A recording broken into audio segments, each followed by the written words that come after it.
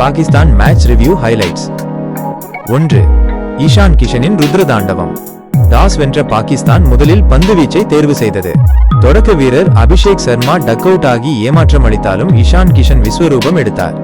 வெறும் 40 பந்துகளில் 77 ரன்கள், 10 பவுண்டரி, 3 சிக்ஸர் விளாசி பாகிஸ்தான் பந்துவீச்சை சிதறடித்தார். இது இந்தியா பாகிஸ்தான் டி20 வரலாற்றில் 3வது அதிவேக அரைசதம் 27 பந்துகளில் ஆகும். 2. இந்தியாவின் ஸ்கோர். ஈஷான் கிஷனுக்கு பிறகு சூரியகுமார் யாதவ் 32, திலக் வர்மா 25 மற்றும் இறுதியில் சிவம் துபே 27 ஆகியோர் கை கொடுக்க இந்திய அணி 20 ஓவர் முடிவில் 175 கீழ் 7 ரன்கள் எடுத்தது. 3. பாகிஸ்தானின் பரிதாப பேட்டிங். 176 ரன்கள் என்ற இலக்குடன் களமிறங்கிய பாகிஸ்தான் ஆரம்பத்திலிருந்தே இந்திய பந்துவீச்சை சமாளிக்க முடியாமல் திணறியது. பவர் பிளேயிலேயே 4 விக்கெட்டுகளை இழந்து நிலைகுலைந்தது. உஸ்மான் கான் 44 ரன்கள் மட்டுமே ஓரளவு போராடினார். பாபர் அசாம் உள்ளிட்ட மற்ற வீரர்கள் சொற்ப ரன்களில் அவுட் ஆகினர். இறுதியில் பாகிஸ்தான் 18 ஓவர்களில் 114 ரன்களுக்கு ஆல் அவுட் ஆனது. 4.